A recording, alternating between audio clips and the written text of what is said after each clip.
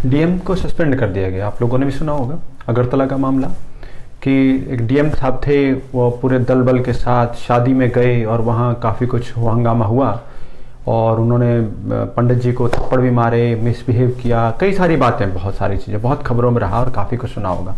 उसका मैं थोड़ा सा आकलन लाना चाहता हूँ, 3 तरीके से 3 पॉइंट पर मैं उनकी बात करना चाहता हूँ।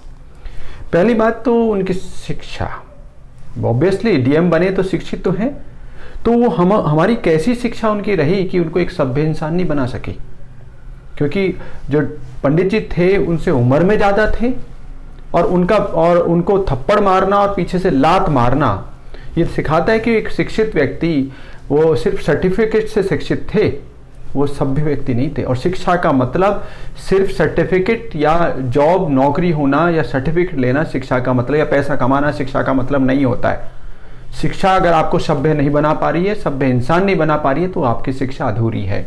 एक दूसरी बात मैं उनका रखना चाह रहा हूं कि उनका जो मुझे बहुत ही गलत लगा, उनकी परवरिश कैसे लोगों के बीच में हुई है, किस माहौल में उस बंदे की परवरिश हुई है। उसने एक शब्द कहे थे, आप लोगों को अगर ध्यान से दिया, उन्होंने एक शब्द कहे थे जब सामने वो डॉक्टर सर्जन उनके सामने बात कर रहे थे, तो उन्होंने बड़े सब असभ्य तरीके से कहा था, don't talk to me like a bloody villagers.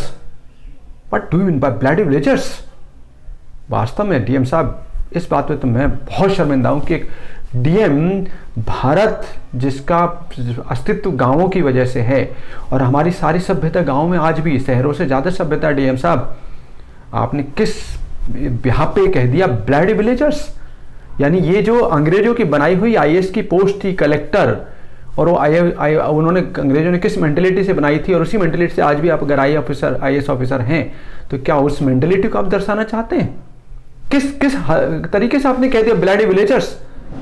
बहुत शर्मनाक। और तीसरा उनका जो 2 बातें हो गई, तो ये दिखाता है कि उनकी परवरिश किस तरह के माहौल में हुई है कि वो उनको, एक आदमी को ब्लडी विलेजर्स वो शब्द यूज कर रहे हैं, राइट। तीसरा उन्होंने कहा कि हर बात में जरा सा भी सामने वाला कुछ बात करना चाह रहा था, वो सब पे 353 का मुकदमा दर्ज कर रहे थे।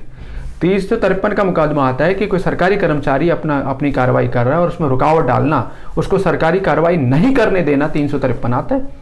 ये उनकी बदनीयती या कहीं उनका चरित्र दिखाता है कि वो व्यक्ति मौका मिलते ही सत्ता का दुरुपयोग करेगा।